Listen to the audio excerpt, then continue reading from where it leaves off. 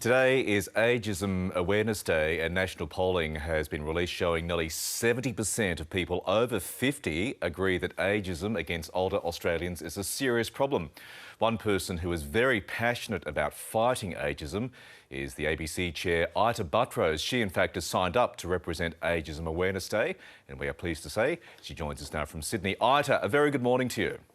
Good morning, Michael. Sadly, ageism is a very big issue, isn't it, here in Australia?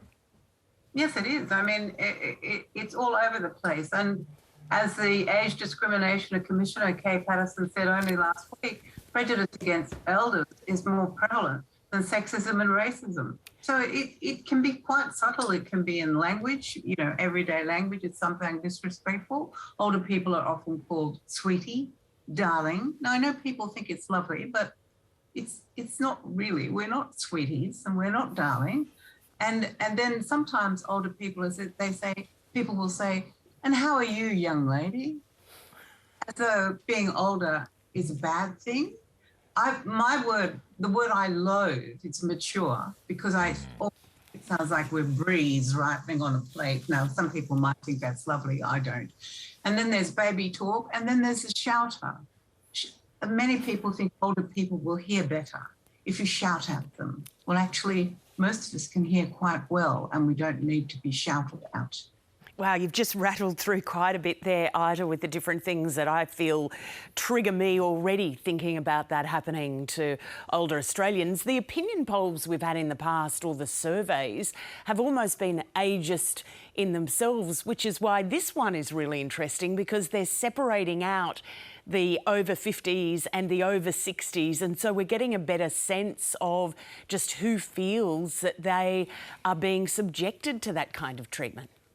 Well, I think the workforce is one of the main areas too, Lisa. And last night there was a report, and I think it said something like there are 300 occupations in Australia that are short of workers. Well, now, older Australians would love to get a job, but again, they're often discriminated against. I always remember a Human Rights Commission report of a couple of years ago where it revealed that 10% of bosses in Australia won't hire people over 50. Now, you cannot assign people to the scrap heap at 50. At 50, I can assure you, at 50, you've got a lot of living left to do. Lots and lots of living. So, and there's and older people, or people over 50, say that you can't admit to being over 50 in today's workforce because they do feel they're discriminated against. The most discriminated areas is middle age, so that's about 40 to, say, 61. And they would love to work. Now, we have a shortage of workers. There's a furphy that you can't retrain older workers. That's nonsense. But it has to also be remembered that not all older workers need to be retrained. It's important for a boss or a manager to find out what the older worker knows. And it's also important that we start to respect the wisdom, the knowledge, the contacts, all the skills that older workers have. And it's not that you want to say to younger workers that are, bubbling over with ideas, "Oh, no, you can't do that." But sometimes you might say to them, "But what if something happens?" And somewhere along the way, most of us have experienced all sorts of things in our work life. And that knowledge can be quite beneficial to a young executive. I'm glad you mentioned people in their 50s because, as you know, Ita, some of the best ABC presenters are in their 50s. A very fine age, Michael. It's a very fine age indeed.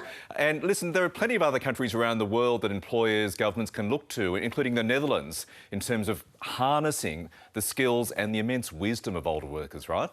Yes, I looked at some research regarding Netherlands some years back, a few years ago, and it showed that they had deliberately decided they were going to retrain older workers. There was a shortage of workers, so they retrained them. They didn't necessarily work 5 days a week. They worked, say, 3 days a week. What they found was that, yes, of course, they could be retrained. They valued their job because, it had been so hard to get one. They were very good workers.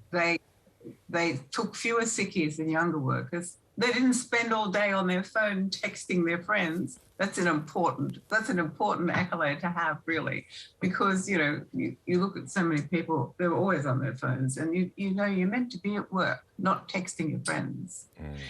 I think the young people They're mainly young, it seems to me, in HR. The young people in HR need to take off their blinkers. And I think we need to look at older people. Look around you. Look at what older people are doing. Look at the fact that grandparents provide the largest amount of childcare to working parents in Australia.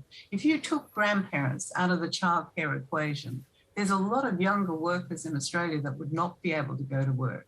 So if older people are good enough to look after children, surely they're good enough to get a job if they want one. Very good point. And you're a vibrant 80-year-old, Arta. You're showing no sign of slowing down. No, but Michael, I've been doing some filming for Australian Story. And with respect to the interviewer, who I think is fantastic, she did keep saying to me, but why do you keep working? And I know she's been asking other people the same question. I work because I like it. I work because I love being in the media. I don't wish to retire. I have no need to retire.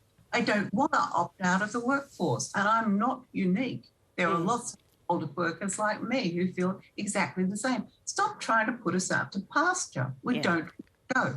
Yeah, Ida, good words to end on. Thank you so much for joining us this morning. It's a pleasure. Thank you for having me.